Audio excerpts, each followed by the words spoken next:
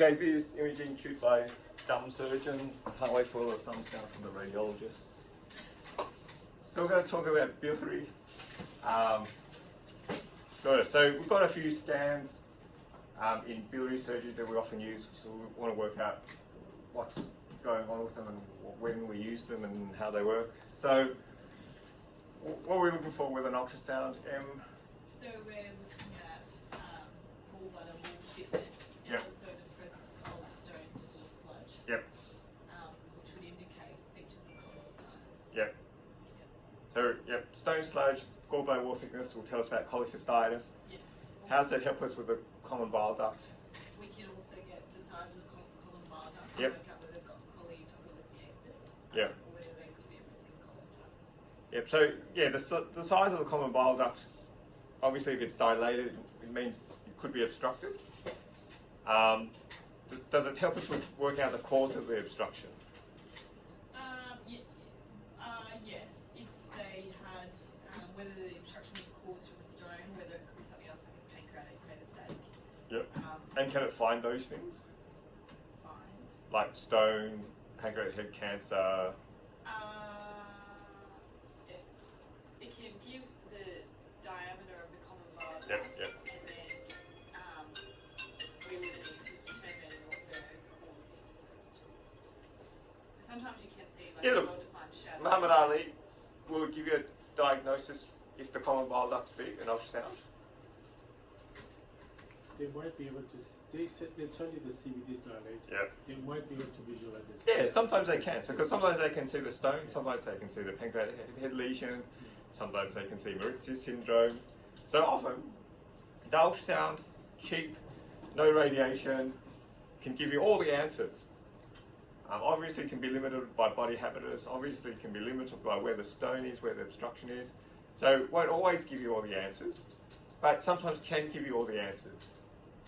However, obviously MRCT is much more expensive. Between ultrasound and CT, the ultrasound is much more sensitive for finding stones and sludge. The CT is probably, at best 50 to 60% sensitive to finding gallstones, and the ultrasound is much higher than that.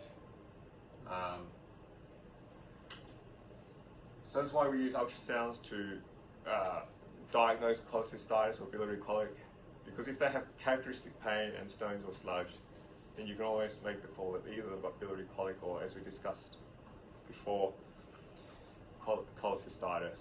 Whereas if you just did a CT, you might be missing stones and thus be missing the diagnosis. But when do we often use a CT? Muhammad Ali? It's for right apical pain or biliary. Yeah. If the diagnosis is not clear on Yeah, and if you're not sure what the diagnosis is, so you want to rule out other things. a little bit complications of Viscous perforation, or you want to look for pancreatitis or something like that. But similar to ultrasound, it can give you wall thickness, it can show you stranding around the gallbladder. So CT can be useful in that regard. Often you'll get diagnosis of cholecystitis on a CT because the CT has been done for other reasons, the pain's been somewhere else, or they're an ICU patient and they're sick with something else and they end up getting a CT abdomen, or they pick it up on the bottom of a CT chest and there might be a stranding inflamed gallbladder there. So you can diagnose cholecystitis. Whether or not it's, and then obviously if you see a stone, you can call it calculus cholecystitis. But if you don't see a stone, you might then need to go back to do an ultrasound later on to see if they've got stones or not, or to work out whether it's a calculus cholecystitis. MRCT, how does that sort of work, and what is that good for? Hillary? Good. I think you haven't got much information on ultrasound before you do it to see if there's anything to cholecystitis prior to consideration of the LCT. So it's where the investigation and people in the context of pancreas. Yeah. So, as you say, sometimes the ultrasound will give you all the information you need. There's a dilated duct and there's a stone in it. And that's enough for an ERCP. But if it doesn't give you all the information, if it says there's a dilated duct but we don't know why, then you might want to do this. And how does the MRCP work? It shakes, like it assesses like the resonance of the fluid within Yeah. the bile within the biliary tree Yeah, to give you yeah. a picture of the tree. So different structures in that area have different fluid content, and so you'll get a different signal depending on how much fluid is in it. So obviously there's lots of water in the bile duct. There's some water in fat. There's different water. There's a different amount of water in the pancreatic tissue. Malignant tissue will have a slightly different water signal as well. And so you can, in that issue when we're usually looking for are there stones in the duct, then the absence of a signal would suggest that's a stone there. And so it lights up the biliary tree and the pancreatic duct well. But in the more elective setting, it can also give you information about what the pancreas looks like, the different amount of water in a pancreatic lesion will give a different signal, and therefore can give different information as to what's the cause of a pancreatic lesion, or what's the cause of an obstruction there. Do you need contrast for that? Generally not, because you just pick up water signal. CT cholangiogram, how does that work? Joe? Is it just contrast Yeah, study? yeah. Biliary tree? Sorts of contrast is administered. Something that, it's a contrast agent that will be excreted by the liver. So it's excreted by the liver into the bile, and then obviously it's all concentrated into the bile duct, and then it might fill up the gallbladder, and you'll highlight the biliary tree. And again, if there's contrast in the biliary system, then you get to see if there's a blockage. What's the limitation of that? Do you have good renal function? No, The bilirubin has to be normal. or close to normal, less than 40. Because if you've got a block system, it's not going to be well excreted into the biliary tree again. So it's sort of a diagnosis of usually when it's a diagnosis of exclusion, because usually if they've got if someone's floridly jaundiced, you can't use that, and you might have to use this or this. There's sort of the person who's got undifferentiated symptoms, the bilirubin's mildly up. You might be tossing in your mind whether it's a medical jaundice or a surgical jaundice, and you might not be getting all the information you want from there. MRIs take an hour, and sometimes hard to get an MR slot. This is also cheaper, so that's the sort of situation like you use a CT cholangiogram. Lowish bilirubin, you're trying to exclude a stone. You can't get an MRI slot, whatever. How does a HIDA scan work? In HIDA, I think we give some radioactive tracer to the patient to drink, and again comes. Yeah, it's not drained. They take the blood. IV, and then you trace. Yeah, and then they attach the tracer to the blood, and then it's injected back into your IV, and then it gets secreted into the biliary system. And you all generally know how nuke med works. The answer is slowly. So, you probably don't do VQ scans anymore, do you? You just see 2 hands. Those are the days. So, have you seen what a HIDA scan looks like? So you get this picture, and it just looks fuzzy. If you can get a hold of a VQ scanner, or maybe just Google it. Like tonight, just Google images for a VQ scan and a HIDA scan, and you sort of get So it's injected back into, and then it's excreted into the biliary tree after I don't know how long, 10, 15, 20 minutes or something like that, and you're sitting there on this table and it's trying to pick up the gamma radiation on this, and you get a sort of vague picture that sort of looks like an outline of a liver, and then it sort of like, dribbles down like this, and then a few minutes later it sort of does this, and so they report, okay, well it's starting to fill the gallbladder now, and then eventually it's it goes into the gut and sort of you get dots everywhere. But when do we use a HIDA scan? Often. Investigation. HIDA is for biliary dyskinesia. Often we use it for dyskinesia. So, once the radiologist thinks that the gallbladder has been filled with radioactive tracer that's been secreted in the bile, what happens next? They do like a timing thing of how long it takes the contrast to be ejected from the gallbladder Yeah, and how long it takes that's the right. gallbladder to contract. They do something else before that. How do they make the gallbladder contract? And they give some medicine. Nah, simpler than that. You give patients something. Sorry, Muhammad Ali. I think you give patients something to eat. Yeah, what do you give them to eat? It's something fatty. Yeah, something fatty. Yeah. So they make you drink like, a third of a cup of olive oil. Yeah. Or they make you eat 2 Mars bars. Or they give you something really fatty. And then they measure, and then the gallbladder is supposed to go, and it's supposed to all empty out. And then, like the cardiologist, they give a ejection fraction. Interesting. And so above 70 is definitely normal. Like below 30 is definitely abnormal. It's like cardiology, really.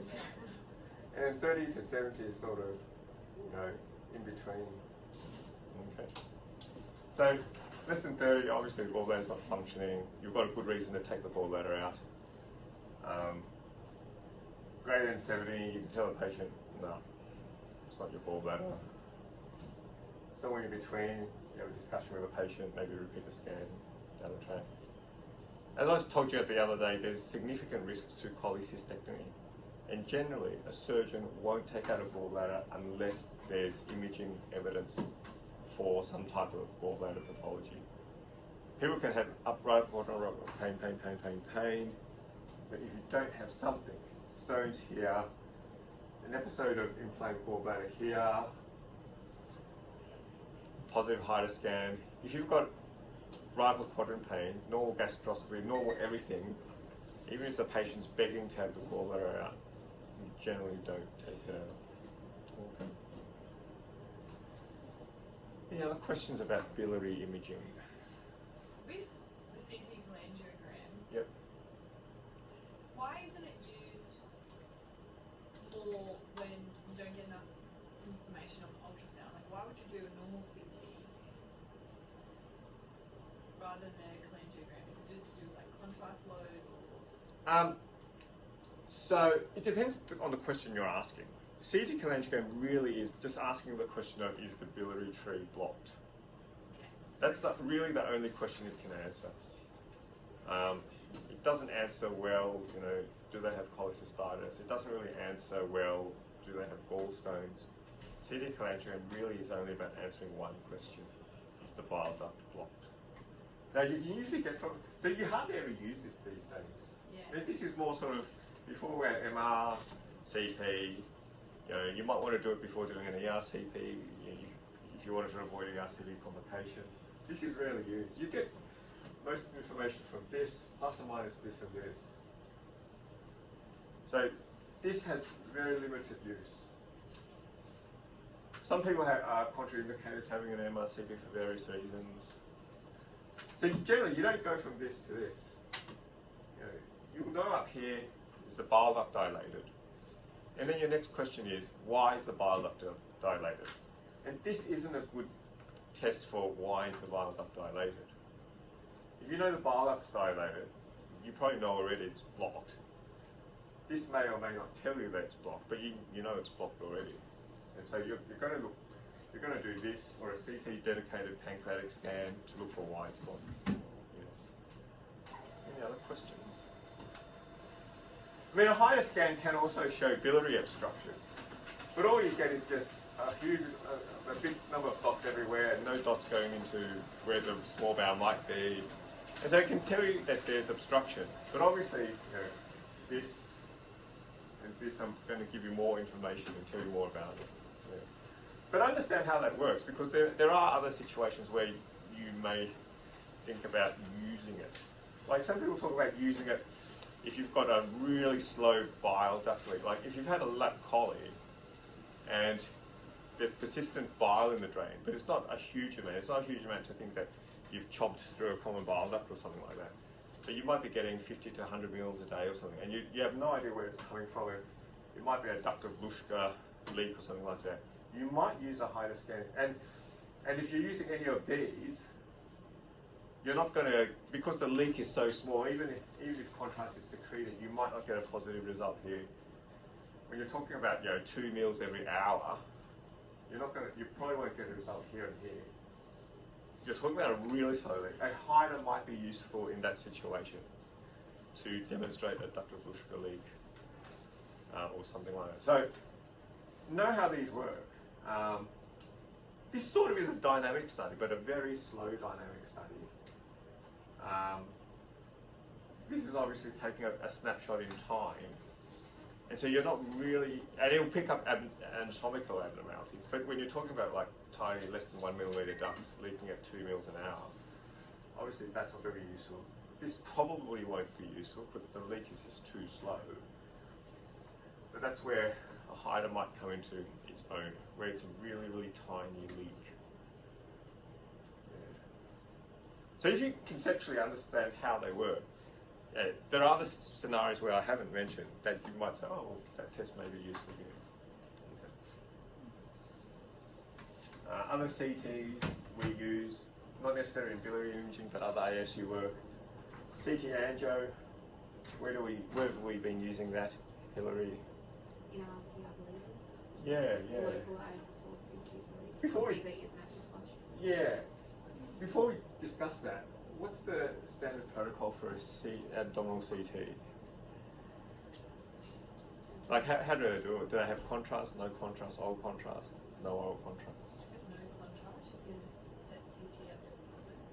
Yeah, you usually get some contrast. You usually have IV contrast, and it's usually scanned in the venous phase. So about, I think, 90 seconds after it's injected. And they'll highlight the vein. You'll get some contrast in the arteries as well, where it's mainly showing up the portovenous system in the liver. And before that, you get a non-contrast scan. Why do you get a non-contrast scan? A comparison. Yeah, because not necessarily all the contrast you see on the contrast scan is in vessels. It could be clips, it could be calcification. So you always start with a non-contrast scan first, and then portovenous phase. Plus or minus, the patient may or may not have had some oral contrast. CT angio, what phases do we use here? Arterial. Yeah, they scan it arterial, and then they do a Delay phase. portovenous, I think, and then they do a delayed. Because sometimes you might have bleeding, it's not actively spurting on your arterial. If you do a 2-minute delay, it might bleed for the last 2 minutes, and then you get some pooling. And you get the impression that that's what's happened on our gentleman's scan, even though it was a plain CT. It may have been arterial bleeding, it may have been venous bleeding, but it's had time to pool. It's between the non-con, the injection, and the imaging. So the difference is the different phases. And then probably finer slices through an area of interest. So, a lot finer slices through the if you're thinking it's a colonic bleed, through the colonic mesentery, small bowel mesentery, tool for bleeding. So I think standard here is about 3 millimetre cuts nowadays, and you can get down to 1 millimetre fine cuts if you need to. What's a CT-KUB? Joe? It's a non-contrast CT abdo Yep. that highlights stones or like ureteric obstruction. Yeah, because unlike gallstones, which ionising radiation doesn't pick up all that well, ionising radiation is the gold standard for picking up renal stones, whether plain CT, plain X-ray or CT. And so in that situation, you don't want any contrast there because you want to better see the 1 to 2 millimetre stones. So yeah, so it's just a plain CT, but with fine cuts, like 1 millimetre slices from the kidney to the bladder. Because if you've got 3 millimetre slices, and you've got a stone that's sort of oval shaped that might be 5 millimeters by 2 millimeters, and you could fit that in between a slice and miss it. So it's a plain CT, specifically with fine cuts through from the kidney to the bladder. What's this CT IVP then? M. What's IVP mean? It's an intravenous. Hyaluronic, yeah. So what's a CT IVP? When do we use that? We use it in urology, not as often as a CT. That's right, yeah. Um, You don't need to use it that much because in the CT you can see the stone and you can see how, and the CT is good enough to show how dilated the ureters are. In the olden days where we did like an X-ray IVP, you use a CTP, you use an abdominal X-ray IVP to see how big the ureter was, because you can't see how big the ureter is. You can see a stone on a plain X-ray. They generally sit next to the transverse processes of the vertebrae, so you can often diagnose the stone on an X-ray, but you wouldn't be able to diagnose the hydronephrosis. So you needed an IVP to diagnose the hydronephrosis if you weren't using ultrasound, for instance. But you don't need to do that with CT because you can see the hydronephrosis on the KUB. So what do we use a CT IVP for? I think you can look at. Muhammad Ali. But you can assess the upper urinary tract if there's any obstruction, basal, anything in the upper urinary tract. Is there any filling defect, any mass, any Filling defect trauma? mass you can see on beers. Yeah. Trauma, yeah. Why do we use it in trauma? So basically, when you give a contrast, you still need the extravasation of contrast. Yeah, we're looking for lesions usually. So trauma, whether I better cut that out of the video.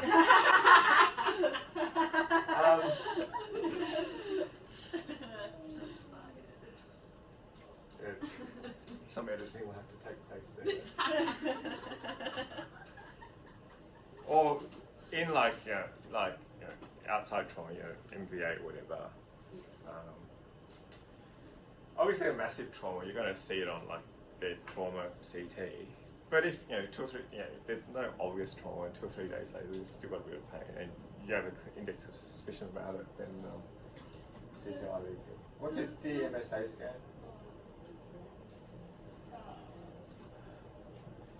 DMSA is just for. Or Hillary? What it stands for. What does it do? What type of area of imaging? What department does it? Nuke med, yeah. So how does it work? They take your blood, put a tracer on it, and the tracer is excreted via the kidneys. Okay, so what does that tell you? You get you get a fuzzy image, and it's like dot dot dot dot dot dot dot dot dot, and then you have less dots here, and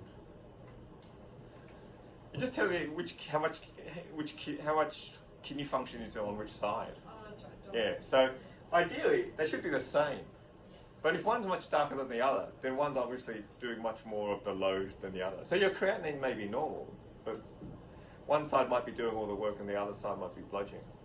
Yeah. Generally, so you might do that again after trauma to see if the kidney's still alive. You obviously do that before a nephrectomy to make sure the other kidney's still working. So they're the urological ones. With the IVP, so is it, you see a leak, but is it finer cuts as it would be as well to see some more?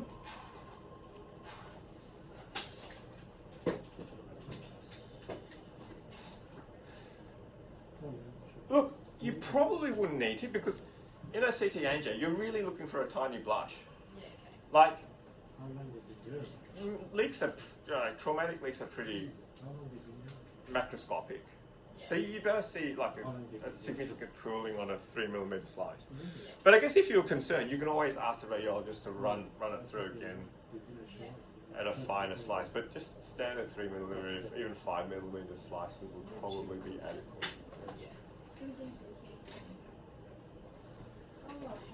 Fluoroscopy. What does fluoroscopy mean? So it's basically scanning and you get to see function at the same time. Yeah, scanning in real time. Because most imaging, so maybe ultrasound, is it's a snapshot in time, isn't it? Even a CT is what everything looks like there. And then you take a CT 10 minutes later, and the bowel might have moved. But this is seeing stuff in real time. You know, someone swallowing a marshmallow, and you see how the marshmallow travels through the esophagus. Someone drinks a glass of water with contrast, and you get to see how the esophagus handles that. At a cholecystectomy, if you're dynamically injecting contrast into the biliary tree to see how that behaves. Does it flow quickly into the duodenum? Does it flow slowly into the duodenum? Does it flow quickly into the hepatic ducts? So fluoroscopy is about dynamic. And this is an old name. In the olden days, you'd shoot far less radiation, and the screen that picked up the radiation had something to do with something that was fluorescent or something like that. The name is stuck. I don't think they don't actually use this technology anymore to pick up the dynamic imaging. This is in the 1950s, and obviously a lot has changed since then. So that name is stuck. But realistically, what that means is dynamic imaging. So what's a swallow study? So you're looking at more at the esophagus. Yeah, a swallow infers you're looking for something in the esophagus. Like aspiration risk. Yeah. A meal infers that you're looking for something in Hillary, the stomach. Yep. And a follow through infers that you're looking for something in the Hillary, small bowel. Yeah, good. It looks like smelly bowel, doesn't it? Okay, so there are three types of studies for upper GI tract. Now, if you're in the olden days, well, we still do it now. If you want to look for something in the colon, what do you call that? Enema study. Enema. Yeah. Good. So and so you can image the whole GI tract with one of these terms: swallow, meal, follow through, or enema. Esophagus, stomach, small bowel, large bowel. Okay. And then you can choose whether you use barium or gastrographic. So yeah, these days, as you say, it's usually speech paths that do it. They do it dynamically and stuff. Before we had gastroscopy though, you do this all the time to look for esophageal cancer. You'd still do it now to look for functional disorders, achalasia, or if you think they've got diabetic, poor esophageal peristalsis, you can do that just to see what it looks like. Whereas a gastroscopy, I can look at the mucosa, I can blow up the esophagus, but I have no idea how the esophagus functions when it's trying to push food down, for instance. So that's where this is different to a gastroscopy.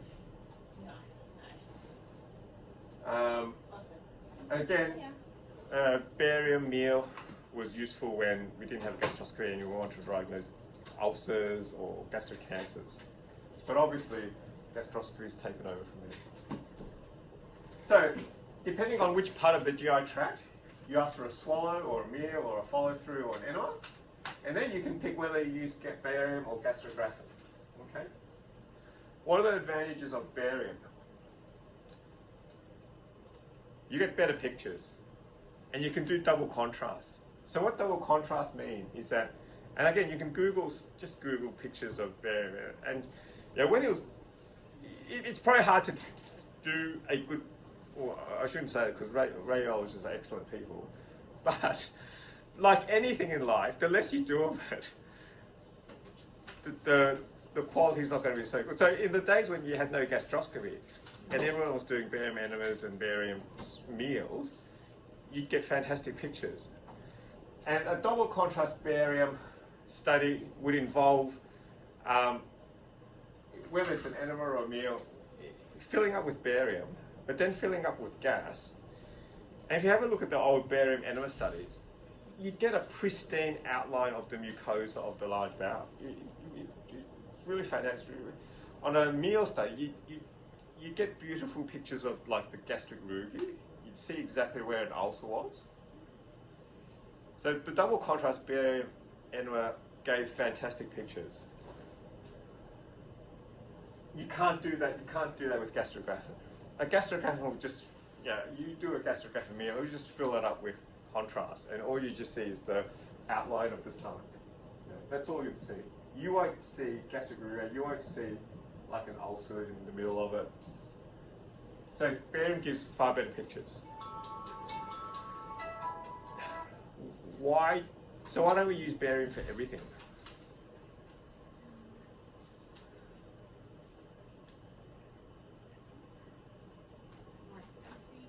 No, it's a sort of traditional reason. Barium leaves permanent staining. So in the olden days, where you do a barium enema to look for bowel cancer, if they had a bowel perforation, barium would leak into the abdominal cavity. Barium's a pretty benign inert substance, so it wouldn't cause peritonitis. It wouldn't make you unwell. But it would leave permanent staining all over the peritoneal cavity, which would obviously limit your ability to do any follow-up imaging. So you get old pictures of people's abdominal x-rays with all these blotches of barium all over their abdomen. And in the same way as a hip affects, a prosthetic hip affects the RCT scans, the same would occur with. But in fact, it's a reasonably benign substance. It just leaves a permanent stain. So if we're worried about a leak, we generally use gastrographin, because gastrographin doesn't leave permanent staining. So it doesn't give us good pictures as barium, but if we're looking for a leak, we don't need big pictures. We just need it to see it going out of a hole where it shouldn't be. That's why we use gastrographin. Now, the other advantage to gastrographin is you've probably seen this order gastrographin follow-throughs quite regularly for small bowel obstruction. This is obviously a laxative, an osmotic laxative. What does that do to your bowel? It constipates you, yeah. So you don't want to use that for small one. In terms of aspiration pneumonitis, which is worse, barium or gastrographin? Gastrographin is much worse. You don't want to aspirate either of them. But gastrographin is much worse. Unfortunately, we're giving this to people with a small bowel obstruction who are at aspiration risk. So how do we reduce the risk of that? Yeah, NG. And as you hear me on the water, I want the nurse to suck it to empty before administering the 200 mils of gastrographin. And so that should limit and then at any time, if the patient vomits or feels nauseous, just to suck it out, even if that means making the study suboptimal. That's how we reduce the risk of gastrographin aspiration in a gastrographin follow-through. Just want to make a small comment about Hounsfield units. What are Hounsfield units? It's just how dense something is. Yeah. So water is 0, air is minus 1,000, bone is, depends how dense the bone is, but anywhere from 500 to 2,000, and metal is greater than 2,000. Why does that matter? Fat is what? About minus 100. Blood is sort of, depending on whether it's fresh or clotted, it's going to be denser than water. 30 to 80, I guess. Why does that matter? What does windowing mean? It's when you change the exposure to bring out an appropriate density. I don't know if exposure is the right word. But I don't think it's the exposure. I think whatever CT you do, it's probably a bit of both. You're probably right. Maybe exposure does come into it. But whatever CT you do, information's picked up. And windowing is more to help our eyes. It's just where do we put the shades of grey? So if you're looking for a fracture, you put the shades of grey somewhere between here and here. If you're looking at the lungs, you put the shades of grey from here to here. And so you can see when we do an abdominal film, and you put the shade of grey from, I don't know, somewhere here to somewhere here, or there, before both, all of a sudden the whole lung looks black. Because, you know, anything above here is all white and everything down here is all black. Yeah, it's But if you put a lung window, which is, you know, the shades of grey to here, yeah, so it's just then it'll show you the little differences in the lung as shades of grey. Whereas the information was there originally in the abdominal film, in the abdominal window. But because your eyes aren't good enough to work out different shades of blackness, it's not useful for our eyes. Yeah, so it's just, from my point of view, I mean, there may be more to it radiologically, but from my point of view, it's just shifting where the shades of grey are. That's about it.